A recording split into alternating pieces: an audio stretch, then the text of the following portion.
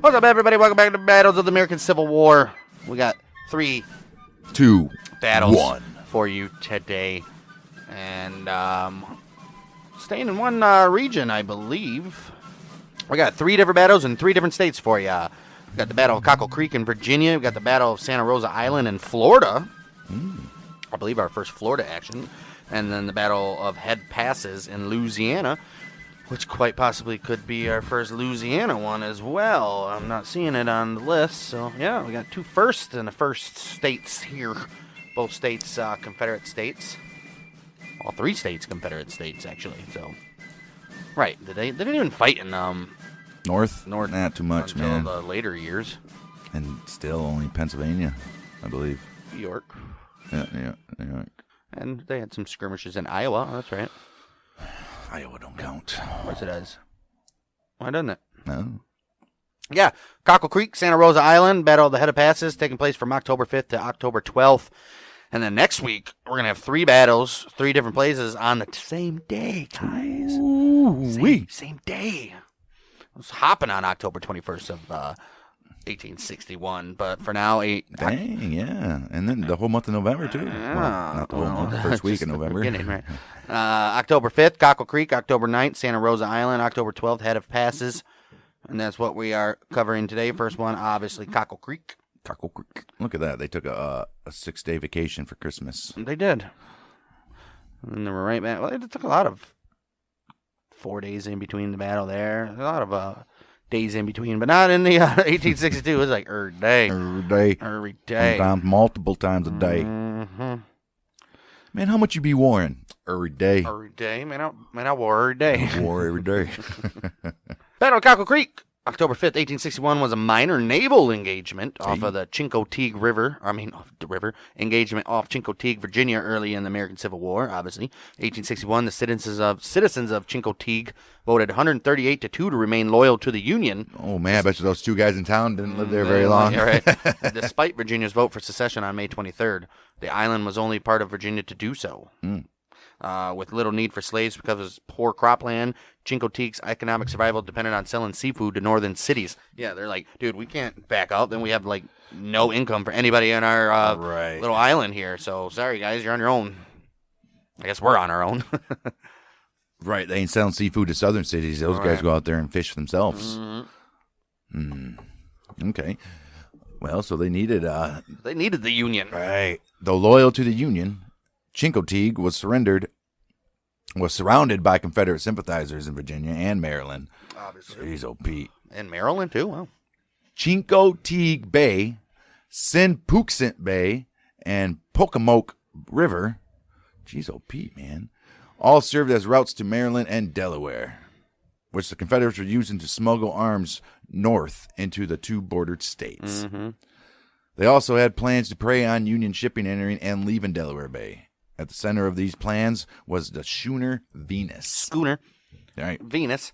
July 4th, 1861, 418 men from the Barrier Islands in Maryland and Virginia met at Chincoteague to celebrate the 85th anniversary of American independence.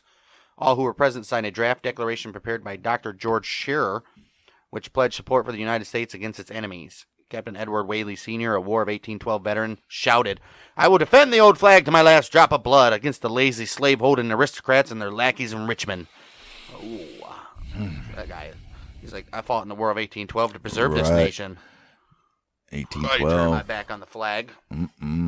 July 5th, the declaration and letters addressed to the commanding officers of the U.S. Navy, of the United States Navy at Hampton Roads, were dispatched aboard the sloop Jenny Sharpley. Oh, that's the Jenny Sharpley. The letters detailed the importation of arms through Chincoteague Inlet and up to the Pocomoke River to Confederate sympathizers. The islanders also requested the right to ship oysters to northern ports and for protection by the Federal Navy.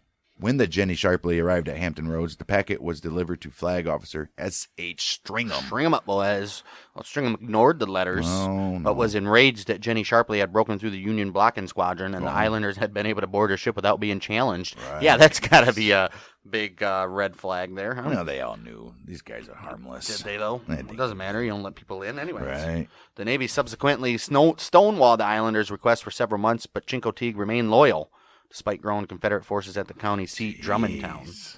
However, However. during a September 2nd cabinet meeting, President Lincoln was handed a letter by Treasury Secretary Solomon P. Chase. So Lincoln gets the letter? Addressed to Flag Officer Stringham. It read, Sir, I must bring to your immediate attention the plight of the loyal citizens of the lower eastern shore of Maryland and Virginia. I was informed by my brother in a letter posted at Snow Hill that you were delivered intelligence which warned of the running of arms to rebels in that area. The Union cannot afford to lose the rice and bean crop from this area, nor can we afford to lose the inland routes in between Lower Delaware and Chincoteague. If navigation is cut on Chincoteague or Sinnapuxent Bays, I mean in no way to sound disrespectful to you, sir, but however, he didn't say that, but there is somebody in the background. However, if in parentheses, if that area is to be preserved, immediate protection for the lower residents should be forthcoming quickly. Oh, good for you, Edward Donaldson, yes. Commander, United States Look at Navy. that. He knew. Whoever this Stringham guy is an idiot. Right. United States Secretary of the Navy Gideon Welles jumped to his feet. If no action is pending, then Stringham will be replaced. Oh. General Winfield Scott suggested that the United States Army send several thousand troops immediately for the relief of Chincoteague. On September 19th, Captain Louis M. Goldsboro relieved Stringham as flag officer. Hey. They said, get this Stringham guy out of here. What That's an idiot. the smartest thing I've heard yet What so far. an idiot this Stringham guy is. And hopefully they send some guys over there. On the evening, September 28, 1861, 8 small boats were spotted rowing toward Chincoteague Inlet from the mainland. An alarm bell was rung in front of W.H. Watson and Company warehouse. 94 armed men from Chincoteague responded, taking up positions along their warehouses and docks. So they're all over the place. Ooh, that's rough for people on the boat. It soon became clear that the boats were not attacking Chincoteague. Look at these guys. These guys weren't even in the army, and they were prepared to defend their Chincoteague. Right, but marking the channel with lanterns so 2 sloops and a large schooner could enter the inlet. Oh, They're like, these guys are bringing in troops for us. Like, dang, they're lighting up the river. Mm-hmm. By dawn, the 3 ships had anchored near Cockle Creek, and a British flag that had been flying from the schooner Venus had been replaced by the Confederate. Whoa. What happened here? Oh, so these are Confederates coming in. I thought that was the Union marking the thing. The British flag had been replaced by the Confederate banner. On the afternoon of the 25th, an oyster sloop commanded by Edward Whaley, Jr. and crewed by William Lynch, John Lester, Henry Savage, and Robert Sneed set off to Hampton Roads to again warn the Navy. Whaley and crew were escorted in guard boats to the flagship, the steam frigate, USS Minnesota. Presented to Captain Goldsboro, they then ate with their hosts in Minnesota's Great Cabin. 4 sailors from Minnesota, armed with rifles and cutlasses, accompanied the men back to the Chincoteague with the pledge of immediate aid. Dang, they had themselves some Cutlass Supremes out there. They did. Freaking Oldsmobiles running Um, around. Hey, why in the hell is there a British flag flying on American soil anyhow? Well, it's not soil. I'm assuming it's on the boat. I'm assuming Venus used to be a British ship. Yeah, you can at least take the flag down. No, they didn't. Till then, they just replaced it with the Confederate. Jeez. I think they did. They didn't do it like right there when they were coming into the thing. They're just saying that the flag it was replaced by a Confederate banner. 30th September, Navy Lieutenant Commander Alexander Murray arrived off Chincoteague with 90 men in the recently built, propeller-driven, iron-hulled steamer USS Louisiana. Recently built. Look at that South getting some... propeller-driven, too. Right, South getting some good boats. It's not the South. Louisiana's not South? It's called the USS Louisiana. If it was Confederates, it'd be CSS. Right. Meanwhile, Venus had rapidly been converted into a privateer of 10 guns, in addition to a cannon, 1,000 New England rifles, shot, whatever that is, and 3 tons of ammunition. 3 tons of powder had been put aboard. Dang. Dang. The 135-foot schooner with her broad beam and scull draft. Sure. Yeah. Would have been ideal to prey on shipping entering or leaving Delaware Bay. Yeah, of course. However, right. At 9 a.m. on October 5th, 2 boats from Louisiana were launched and attacked Venus with howitzers. Louisiana herself was then piloted through Chincoteague Inlet and opened fire with a 32-pounder. Ooh. Next, a Virginian force of 300 cut off the Louisiana boats, but the Federal crews attacked and boarded the Venus. The heavy fire from Louisiana shut down the Virginian defenses, and the Federal boarding party set fire to the Venus, which burned to the water line before sinking in Cockle Creek. Oh, Cockle Creek. Oh. I don't think it's a creek. Yeah, it can't be a creek if you're sinking ships and shit. Right. Ships and shit. Ships and shit. The 2 accompanying sloops were captured and taken to Norfolk as prizes of war. On hearing the news, Winfield Scott is said to have ordered Chincoteague oysters and Bermuda onions at Willard's Hotel. Oh, good for him. Why wouldn't you, right? That's a good win for the Union there, right? Sure was. In early December, Venus's rifles and cannon were salvaged from the wreck. Her gear is likely still buried in her so far undiscovered hull. Damn, so they've been even... It'd be interesting. I'm sure there's a bunch of documentaries and videos of... How deep is Cockle Creek, anyway? I'm sure there's a bunch of videos of World War II, Civil War ships getting unearthed and stuff, discovered. Louisiana remained at Chincoteague until late December. 2 days after the battle, she captured the schooner St. Harrison with a cargo of wood near Wallops Island. Oh, got some wood. On the 14th of October, Louisiana's Commander Murray witnessed the administration of the Oath of Allegiance to the United States to Chincoteague citizens. Oh, these guys are getting protected beyond all measures. Mm-hmm. Louisiana's boats, led by Lieutenant Alfred Hopkins, surprised and burned 3 Confederate vessels at Chincoteague Inlet on October 28th and 29th. Dang. On December 8th, 4,000 Federal troops secured the remainder of the eastern shore of Virginia for the Union. Although a minor skirmish, the Battle of Cockle Creek eliminated the Confederate threat to Delaware Bay and strengthened Union control over Maryland's and Virginia's eastern shore. Yeah, I would say that's a pretty important piece. Significant. Lucky for them, Chincoteague wanted to be a part, so no resistance from them. That was key for Union, too, to get those little islands and those little inlets. Right. Shit, yeah. Perfect. You ain't getting nothing on these shores, baby, unless you're going to frickin' South Carolina. Right. The Battle of Santa Rosa Island, which happened on October 9th, 1861, guys. We're in Florida. It's probably going to be a Navy battle here. No, we're going to see some ground action? Nice. Well, anyway, Battle of Santa Rosa Island was an unsuccessful Confederate attempt to take Union-held Fort Pickens on Santa Rosa Island in Florida.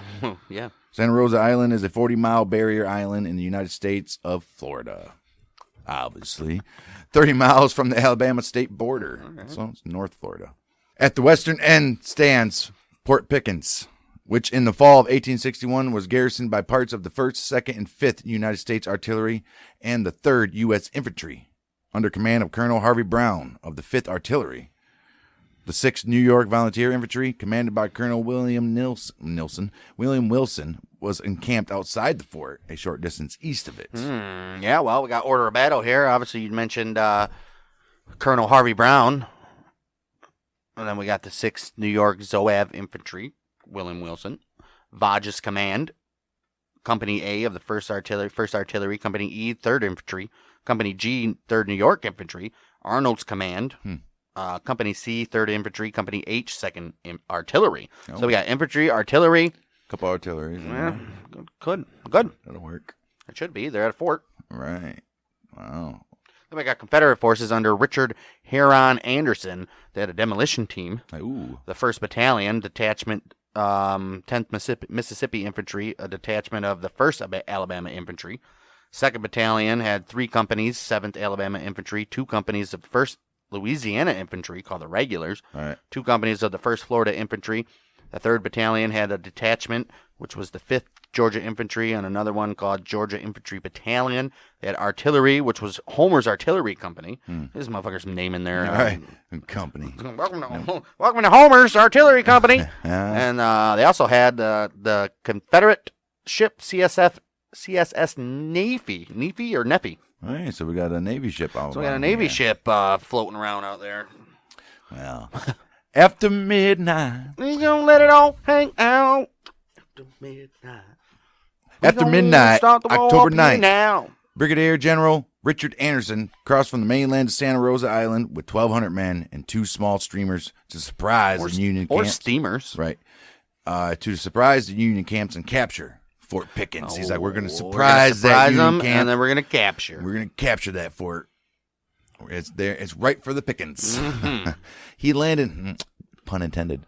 He landed on the North Beach, about 4 miles east of Fort Pickens, divided his command into 3 columns.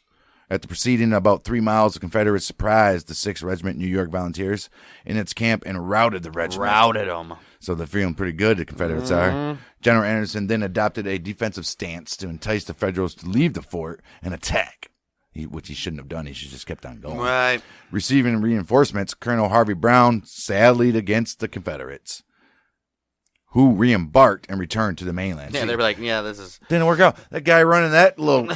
an idiot. What an idiot. Well, the Union loss was 14 killed, 29 wounded, and 24 captured or missing. General Braxton Bragg, isn't there a Fort Bragg now? I think so. And Lieutenant Hamill, commanding the Confederate forces at Pensacola, reported their loss as 30 or 40 killed and wounded, quote unquote. But a Confederate newspaper founded by Lieutenant Seeley a few days after the occurrence gave the total casualties 175. Wow. Jeez. That includes wounded and all that stuff. Major Israel Vages of the 1st Artillery was captured, and on the Confederate side, General Anderson was severely wounded. Ooh. The camp of the 6th New York was partially destroyed. Dang. Yeah, I would say they routed them. Fort Pickens and the battle site are preserved within the Gulf Islands National Seashore. So I guess it was a battle, but I mean, very quick. He came in there, took out a camp, and then stopped. Right, pretty much. Should have kept on rolling, man. He had them. I don't know why he was like, hey, let's see if we can get these guys to leave the fort. Why would they leave the They're fort? They're not going to leave the fort to come attack you, dumbass. Stupid. And where did the ship even come into play here? Right. Clearly nothing. Well, Battle of Head of Passes was the bloodiest naval battle of the American Civil War. It wasn't. That's what it says. Oh, it doesn't. The Battle of the Head of Passes was a bloodless naval battle of the American Civil War. It was a naval raid made by the Confederate River Defense Fleet, also known as the Mosquito Fleet in the local media, on the ships of the Union Blockade Squadron anchored at the Head of Passes. Okay, so they're about to attack a blockade down. Right. Louisiana succeeded from the Union on the 26th of January. A Navy department was established by the newly created Confederate government by the 21st of February that year. Okay. Commodore Lawrence Rousseau was sent by Confederate Naval Secretary Stephen Mallory to manage the naval defense of New Orleans. All right, so Stephen Mallory is your naval director, huh? Right. His efforts to assemble a fleet were undercut when Confederate President Jefferson Davis began to authorize the distribution of letters of marque and reprisal, government license in the age of sale that authorized a private person known as a privateer to attack and capture vessels. It's a paid pirate. Pretty much, yeah.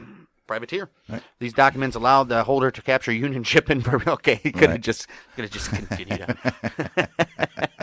These documents allowed the holder to capture Union shipping for prize money from the Confederate government. Nice. Many ships in Louisiana were snapped up by private investors hoping to make a profit. Rousseau was only able to purchase 6 civilian riverboats for conversion into a makeshift navy. Okay. Jeez. Are you serious? Right. Mallory then replaced Rousseau with George N. Hollins, a former U.S. Navy veteran who was promoted to Commodore and sent to New Orleans on July 31st, 1861. Probably the best move they did there. Yeah. Hollins finished organizing the haphazard collection of 6 lightly armed riverboats. Jeez, riverboats. Well, you gotta think though. At this time, remember when the Union sunk that one ship, and then the Confederates brought it back, and it became like their best warship for a while. The Confederate strategy was to complete 2 large ironclads, the CSS Louisiana and the CSS so there's a USS Mississippi. Louisiana and a CSS Louisiana. They wanted to complete those 2 to defend New Orleans and lower Mississippi. Mm-hmm. 2 more ironclads were laid down in Memphis and to defend the upper Mississippi. Right. Okay. However, none of these would be launched until 1862. These projects, others authorized by Mallory, and civilian conversion of ships into privateers tied up most of the resources needed to construct or modify more vessels for the Mosquito Fleet. I mean, you don't have time, man. That sucks, too. They don't have a navy. Not like the United States. That would have been a game changer. Right. Although New Orleans was the largest city in the Confederacy, the limitations of the Confederate industrial base hampered expansion of her fledgling navy. When you have like 3 cities that are industrial, meanwhile the North has hundreds that are producing everything they need for the war. Everything. On the Union Navy side, command and operations were much more focused. With the long-standing naval staff and command structure, there was less time wasted once hostilities at Fort Sumter established the inevitability of naval action. The strategy of a Union blockade was formulated by General Winfield Scott and proclaimed by President Abraham Lincoln on April 19, 1861. The blockade began at the outer pass of the Mississippi Delta when the USS Brooklyn arrived on May 27th of 1861. The USS Powhatan arrived off the Southwest Pass on April 30th. The arrival of these vessels was much sooner than anyone in the New Orleans had imagined. The panic-stricken rush that occurred when neutral shipping was given a 15-day grace period to vacate the port was an ugly dose of reality to stack against the concept of business as usual. Right. The arrival of the Niagara in Minnesota solidified the reality of the blockade. Right. Aboard the Niagara was Captain William W. McKean, the new commander of the Mississippi blockade. October 10th, 1861. McKean ordered 4 Union ships to occupy the head of the passes, closing all exits from the lower delta at one point. Yeah. Gotta Smart. get it. That's smart. Well, for the Confederates, the prospect of the Union fleet occupying a base at the head of passes was intolerable. Ooh. Right, like how are they going to get their stuff through? Right. It effectively sealed New Orleans off from the sea and was a convenient point for attack upon Fort Jackson and Fort St. Philip, the last line of defense for the city. Yes, it was. Holland responded by taking his flagship, CSS Calhoun, southward from New Orleans to concentrate on the Mosquito Fleet at Fort Jackson. Okay. Once there, he sent CSS McRae with a boarding party under Lieutenant Alexander F. Worley to commandeer the privateer ironclad ram Manassas at gunpoint for the Confederate Navy. Okay, so now he's taking citizenships. He's like, we need this ironclad ship. And Right. and it's a private ship. Why does a citizen have a ironclad ship anyways? hey, man, why not? Yes. John A. Stevenson, representing the privateer owners of the ram, was so infuriated he departed the vessel in tears. Dang. With addition to the Manassas, Holland's small fleet seemed to have a chance against the much bigger vessels of the Union blockade. Well, did they, though? Well, after moonset on the 12th of October, in the hours of early morning, Holland took his fleet south to engage the Union forces at the head of passes. 5 months before the famous Battle of the Hampton Roads, the first ironclad of the Civil War was going into battle. Mm-hmm. The first ironclad of the whole Civil War. Right. So we got a wooden one. Look at that 9-inch smoothbore. The flagship of the Union fleet occupying the head of passes was the formidable USS Richmond. Okay. Look at these guys. All right. Richmond's the capital of the Confederates. Right. They had a big ass. Their flagship is named after it. Yeah. This vessel, a screw sloop with a ship rig, displaced 2,700 tons and mounted 7 Dahlgren 9-inch smoothbores to a side and 1 rifled gun as a stern pivot. Ooh. She also remounted one of her broadside guns as a bow pivot gun after anchoring by the lighthouse at the head of passes. Okay. Manned by an experienced, not inexperienced, experienced crew of 260 well-trained sailors. She was a behemoth compared to any vessel of the Mosquito Fleet. All right. Each of the Dahlgren guns weighed about 9,020 pounds, that is. It was 9 feet long. Holy shit. Each of those guns. Wow. Wow. Inflict some damage. Yeah. One broadside from the Richmond carried more firepower than could be mustered by the entire rebel fleet. That's how much damage. Right. Each 73.5-pound exploding shell would wreak havoc on a cotton-clad vessel. Yeah, you think? Basically, right? Supporting the Richmond were the Vincennes and Preble. Each ship mounted 14 and 16 32-pound smoothbores, respectively. Dang, got some 32-pounders up in here. And were sloops of war with no power other than a sail, which is fine. Yeah, it's not good. I mean, you're just doing the little border things right there, right? The Vincennes also mounted a 9-inch smoothbore as a bow pivot gun. So, okay. So right on the front of their boat. Nice. They're just... Well, I don't know. They're just... All right. It's a little crank gun, right? This was one of the guns intended for the shore battery at the lighthouse. Okay. Supporting the sail sloops was the Water Witch, a side-wheel steam-powered gunboat mounting 1 32-pound smoothbore and 1 rifled 12-pound howitzer. Damn. That rifled howitzer would be your lovely little pet there, right? Well, the Water Witch was to provide towing capacity for the sail vessels under unfavorable wind conditions. That's why you don't have a sail warboat. Sorry. The weak link in this concentrated chain of firepower was the fleet commander and captain of the Richmond, Captain John Pope. Oh, jeez. Oh, no. Come on, you can't be the weak. The commander can't be the weak link. Right. The range of the CSS Ivy's rifled gun alarmed Pope. Oh, no. On October 9th, Pope reported to McKean, "I have to report that the Ivy has been down this afternoon, has made an attack upon these ships, throwing shot and shell over the ship and the Preble, keeping herself entirely out of range of any of the guns on either of the ships, her shot passing some 500 yards over this ship, right. Which makes it evident we are entirely at the mercy of the enemy." Right. We can't reach them, right. but they're throwing shots 500 yards over. Right. I think that's warning shit. Just get the hell out. No. They can't get their. Yeah, they can't aim good. Right. We've established that about the Confederates. Dumb. We are liable to be driven from here at any moment, he said. Oh, jeez, I should. And situated as we are, our position is untenable. Yeah. I may be captured at any time by a pitiful little steamer, mounting only one gun, he says. Oh. The Ivy's rifle gun did outrange Pope's smoothbores, but at extreme range could not score any hits. Right. Pope was obviously more of an administrator than a warrior.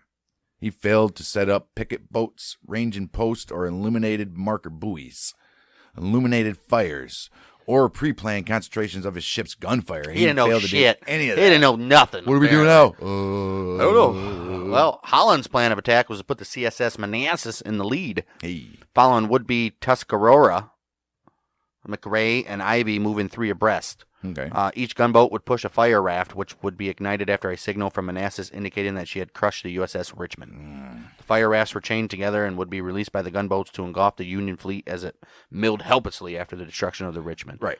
So they're going to go send these boats into the other boats and set them on fire. They thought. If the Manassas was turned into an oven in the process, Holland's considered the sacrifice worthwhile. Right. The Calhoun, which was the flagship of the Confederates, would remain in the rear, Obviously. as would the Jackson and the Pickens, seeing targets of opportunity.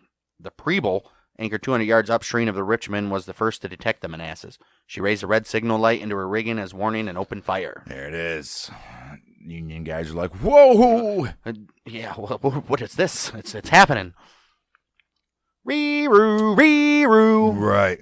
The Manassas presented only 2.5 feet of armored deck above the waterline. Well, that's not good. Not at all. The 32-pound shot of the Preble went high over her deck and scored no hits. Yeah, these guys didn't know how to aim with these. They didn't get their trajectories right. The Manassas rang for flank speed. Her engineers fed her fireboxes with the most flammable material on hand, and she surged forward in a dense cloud of black smoke and sparks from her stacks. Jeez. She's just chugging along. Jeez. The Richmond was anchored just off the lighthouse at the head of the southwest pass on the east bank. Lashed to her port side was the coal schooner Joseph H. Toone. The Manassas struck the Richmond with a glancing blow on her port side, just astern of the bow. Wow. Wedging briefly between the Toone and the Richmond, the momentum of the Manassas tore the Toone loose from the Richmond, and the Manassas continued past the Richmond's stern. Dang. Hit and run, baby. One of the 2 engines of the Manassas was torn loose by the impact, and she lost power. She turned away from Richmond and moved slowly back upriver. Dang. That's rabid. They just went for the full ram on it, huh? Dang. Jeez. As a signal to release the fire rafts, she was to fire 3 rockets. The first of these rockets was fumbled and flew back inside the Manassas. Oh, no. Briefly panicking her crew. Recovering, the 3 rockets were fired. Alarmed by the rafts, the vessels of the Union fleet slipped their anchor cables and moved downriver along the Southwest Passage, Yeah, they're like, firing at the Manassas while doing so. we got to roll. Yeah, we got to get out of here. Some of these projectiles knocked down one of the stacks of the Manassas. Uh-oh. Her only vulnerable projections above the rounded upper armored deck. Filling the ship with smoke while the crew cut loose the damaged stack, she grounded on the mud and on the west bank of the head of Passes. So now that's grounded. You ain't getting that out of there. You're done. You need another tugboat. Or a tugboat. A1, yeah. Just one period. The Union fleet headed to the southwest, pursued closely by Confederate gunboats. The fire rafts grounded on the west bank of the Southwest Passage, south of Manassas. The boat. Right. The rebel gunboats, once freed of the glare of the rafts between them and the targets, opened fire on the Union fleet. The Richmond grounded broadside. All right. The Richmond grounded broadside to the bar in the center of the River of the Mouth. The mouth of the river. And opened fire on the Mosquito fleet of the Southerners. In turn, the fleet maneuvered upriver just out of range of the Richmond smoothbores and returned fire with their longer range rifled gun. That's why you got to get those rifled guns. Despite the volumes of projectiles launched, few hits were scored by either side. None of the rebel vessels were hit. The Richmond was only hit twice. One shot wrecking one of the boats stored on the main deck, while another passed through a gun port and came to rest in the hull. Dang, that's pretty cool. Right. By 10 o'clock, the Mosquito fleet was running low on coal and ammunition. Hey. Hollins then ordered the fleet back upriver to Fort Jackson. The Manassas was taken back with to the forts under tow. They had to send an old towboat out there. Oh man, that didn't go all as planned, did it? The final comic opera touch to the woes of the Union fleet occurred in the last phase of this battle. Captain Handy of the Vincennes chose to misread a signal the Richmond made to the vessels outside the bar to get underway. Handy ordered the engineer to set and light a fuse to the magazine of Vincennes Whoa! to blow her up. Oh, no. Then ordered the crew to abandon ship and report to Richmond. What? Report to the Richmond. Right. Captain So they're going to blow the damn ship up. Right. Captain Pope on the Richmond was confronted with the unlikely spectacle of an officer more panicked than himself. Fortunately for the Union, the engineer of Vincennes lit the fuse to the magazine as ordered, then cut off the burning end and threw it overboard. He's like, no, we're not doing this. When no explosion was forthcoming, Handy and crew were ordered back to their ship by the He's like, you idiots. by the disgusted Captain Pope. He's like, what are you guys Oh, gee. Just turn around. Just get back your on the ass damn back there. boat. And whoever cut that fuse, he's captain. Right. Meanwhile, Holland's returned to a hero's acclaim in New Orleans. Exaggerated accounts of the accomplishments of the Mosquito Fleet were published in the newspapers of New Orleans and other Confederate cities. The obvious superior strength of the Union fleet made the accomplishment even more enviable feat. Right. Aside from the temporary rout of the Union ships, there was little gain. Other than they did get the best of them too. They did. Other than gleefully burning the timbers the Union fleet left at the Southwest Pass Lighthouse for a proposed shore battery, there was only a captured cutter filled with abandoned cutlasses and crewless tune. Right. The schooner Toon still contained 15 tons of coal, That's a lot. but was a former prize of the Union fleet and an old leaky tub. Old leaky tub. They're like, whatever. Right. The most severely damaged ship of the battle proved to be the Manassas. Yeah, when you get one of your stacks knocked off, I think that's Yeah, pretty that's about severe. done. Most of the damage occurred when she rammed the Richmond Yeah, I would assume so too. rather than from enemy fire. So the damage she did to the Richmond was a significant hull leak below the waterline, but this was not enough to sink or disable the Richmond. They can easily fix that. The Manassas proved to be a disappointment. She was not fast or maneuverable. Not even close to bring her enough to She was not fast or maneuverable enough to bring her iron ram into decisive action. Yeah.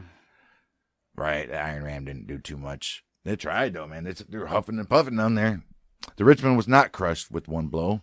And once the Union fleet was underway, the Manassas were completely ineffective. A one-shot weapon system. Yeah. However, However, its psychological impact on the Union Navy was tremendous and lingered well beyond the river battle. Pope wrote to Flag Officer McKean on October 14th. Everyone is in great dread of that infernal ram. right. I keep a guard boat out upriver during the night. This apprehension would come to be known as a ram fever. Yeah. I don't want to get rammed by a damn boat again. You ain't getting. In turn, the gunboats of the Mosquito Fleet were quite capable of outmaneuvering the Union Fleet, but too light to damage it. Right, they couldn't do too much. Right. They need something on land where they can, or at least hit them with their damn freaking cannons, guys. Come on. Yeah, I know. Jeez, You can't be launching cannons 500 yards over the damn boat. And not even adjusting your, I mean, come on. Right. Like, hey, this one went way up. Why don't we just... Let's point. Let's arc it more. Well, I mean, you could argue more. It might come Way up and then down, but You have to how much you just straight go up in the air. But you just tilt it down a little bit. Even if it skirts on the water for a minute, it's going to Right. hit. The Union Naval Command was mortified by the embarrassing setback. Yeah, it's pretty embarrassing. Right. Flag Officer McKean, think if the British found out about this. Right. Do not let the British Like, know. how the hell did we let these guys win? Right. Flag Officer McKean, commanding the blockade at the river mouth, stated, "And I am sorry to be obliged to say that the more I hear and learn of the facts, the more disgraceful it does appear." Yeah. You know, like that one ship that tried to blow itself up. Jeez, OP. Oh, geez. Union Naval Secretary Gideon Wells referred to the incident as Pope's Run. Long after the event, Admiral David Dixon Porter stated, "Put this matter in any light you may. It is the most ridiculous affair that ever took place in the American Navy." Yeah. Despite the outrage, though, the damage was easily repaired. That's damage to the ships. What about Right. egos and Ego, reputations? baby. It hurts here. On the 17th October, the USS South Carolina and the Vincennes were sent in pursuit of the pestilentious CSS Ivy. Oh, yeah, they're like, go get that Ivy, damn it. Even though the Ivy was joined by another rebel steamer, both were driven up the southwest passes to the head of passes, where the chase was abandoned due to inability to close the range on the rebel vessels. All right, they're going to catch it. The Richmond was sent to Key West, Florida for temporary repair. The resignation of Captain Pope was accepted for health reasons. I'm sure it was. We'll say that. Captain Handy was sent east on the first dispatch ship. The West Gulf Blockading Squadron was organized under the command of Flag Officer David G. Farragut and sent to the Mississippi Delta in far greater force. This counteroffensive would result in the Battle of Forts Jackson and St. Philip. coming on down the line. On down the line. That was a terrible Navy battle there. Well, yeah, for both sides. They both stupid shit. Bad. Yeah, this battle's Cockle Creek, Santa Rosa Island, and the Battle of Head of Passes. Stupid. All right. Yeah. So that's gonna do it for Cockle Creek. Hey, look at that. That's a nice little picture of that. Yeah, we'll get there. Cockle Creek, Santa Rosa Island, and the Head of Passes. Cockle Creek, Santa Rosa Island were supposedly Union wins, and then obviously Battle of the Head of Passes, the Confederates took that one. We will be back. What did they though? Well, I guess so. We'll be back next week for 3 battles on October 21st, all in 3 different states. We got the Battle of Camp Wildcat, which obviously would be in Kentucky, which is a C battle. The engagement at Fredericktown in Missouri, which is a D battle. Wow. And then we got a nice little B battle, which is the Battle of Ball's Bluff or Battle of Leesburg, which takes place in Virginia. 2 Union wins and 1 Confederate win is this episode as well. Wow. Then we got the Battle of Springfield, Port Royal, Belmont, Ivy Mountain, Round Mountain. Okay. We've got a lot of stuff going on here. A couple more going on in here. Stuff's heating up at the end of the year. Ball's Bluff is going to be the second to last B battle before 1861 comes to an end. The last of one's going to be Battle of Chustanala in Oklahoma. So I think that's the first Oklahoma stuff we got going on. That's all. Which is Indian territory at the time. Yeah, It's not even American. I bet you Indians are involved in that one. I bet so. It's not a very big one. Yep, natives. Oh, this is against the natives. It's Confederates against the Native American pro-Union Native Americans. Okay, so that's cool. Dang, 9,000 of those sons of bitches. Right. Yeah. Savages. So that's where we got going on next week. Camp Wildcat, Fredericktown, and Battles of Ball's Bluff. If you guys are interested in other history, we are in the middle, smack dab of our podcast called Outlaws and Gunslingers. We're 1 episode into the bombing of Oklahoma City bombing. Which were stupid. If we would have known our dates, we'd be in the middle of Waco. What are you going to do? Oklahoma City bombing. We got 1 episode in talking about the perpetrators, Timothy McVeigh and Terry Nichols. The 2nd episode coming up if you're listening to this on the day it's released, this Tuesday, it's going to be all about the making of the bomb and the bombing itself. And then the 3rd episode next week will be all about the trial and tribulations. Of their decisions. Of McVeigh and Nichols. So we got a 3-parter on that one. That's the Outlaws and Gunslingers. Plus we got like 53 or 54 archived episodes, everything ranging from Wild West stuff to Prohibition to random gangs and just everything in between. And we're still coming up on that infamous Mafia series that's going to take months and months because it's the Mafia. Yeah. So go check out Outlaws and Gunslingers over there. We'll be back next week for Battles of the American Civil War with the